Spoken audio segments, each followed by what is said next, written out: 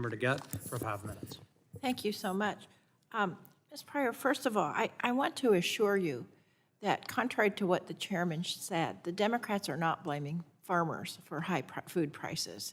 Now, grocery stores and chains, it's a different story, and I know my colleague, Ms. Schreier, is going to talk about that a little bit. Secondly, you really, I thought, persuasively described how your trucks have to drive long hours to take the corn to the processing plant, and that they use diesel for that. Is that right? Yes, ma'am. And I just want to know, has any government, either your local, state, or federal government, mandated that you shift to electric vehicles, yes or no? I don't know of any current mandates now. Yeah, there's no mandates, and I'm here to tell you, even if I have the gavel next time, I am not going to make a mandate for you to shift to electric vehicles. The other thing I just want to point out is I had staff pull the prices because high fuel prices do add to the cost of groceries, and they do add to farmers' costs.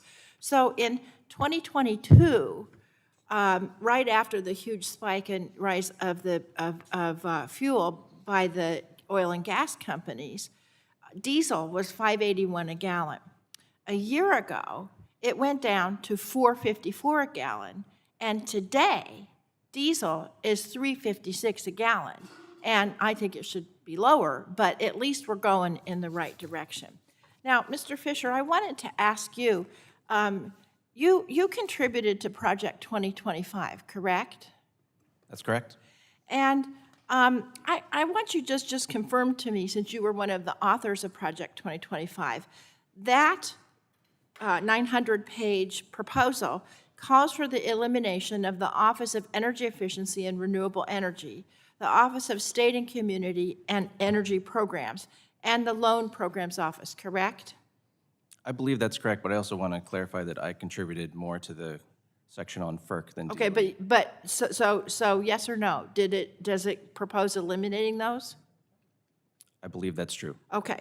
Now, we've also heard a lot about how Project 2025 seeks to consolidate power in the White House and wholly eliminate longstanding programs that don't support Republicans' fossil fuel agenda.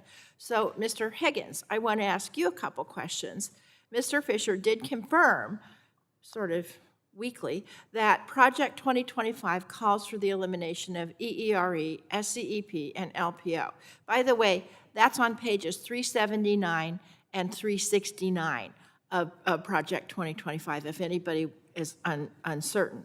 So I want to ask you, Mr. Higgins, about the impact which eliminating those offices and programs would have. It's really an extraordinary proposal to eliminate the very programs that are helping to make sure that we have the technologies that we need to reduce costs, to invest in the future. The loans program has supported 47,000 new jobs already. It's critical in supporting the Ford Motor Company through the 2008 crisis.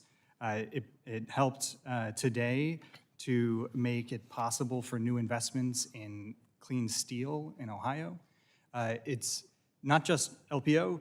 EERE does the research on energy efficiency. The Office of Clean Energy Deployment is for clean manufacturing demonstration, which is also supposed to be eliminated under the Project 2025 plans. These are extraordinary proposals. And so if they did that, what effect, briefly, would the cuts have on the prices that American consumers pay? It would raise prices to take away options for clean energy alternatives. Okay. I was pleased to recently see companies like Florida Power and Light, DTE Energy, and Xcel announce millions in consumer savings thanks to the Inflation Reduction Act. So, Mr. Higgins, I want to ask you, how much money do estimates show the Biden-Harris IRA will save American families on their electricity bills? Electricity bills can be cut by up to 7% according to resources. I'm sorry, what did you say? Up to 7%. 7%. And overall, it will save households. We're on target to cut $2,000 per year over this next decade. $2,000 per year. Now, did the bipartisan infrastructure law include funding for initiatives like the Low-Income Home Energy Assistance Program, which lowers monthly energy bills for lower-income Americans and keeps homes safe during colder months? Yes, it did. There was funding for the light heat program that you just mentioned, as well as weatherization assistance. And in the Inflation Reduction Act, there are new tax credits and rebates so that low-income households who want to improve their energy efficiency can actually see 100% of their costs covered as these get rolled out through the states. So, Mr. Chairman, I just want the record to reflect that even though all of my colleagues on your side of the aisle say that they're concerned about costs of utilities for consumers, not one person on this committee, not one Republican, voted for the IRA. I yield back. Joan Lee yields back on our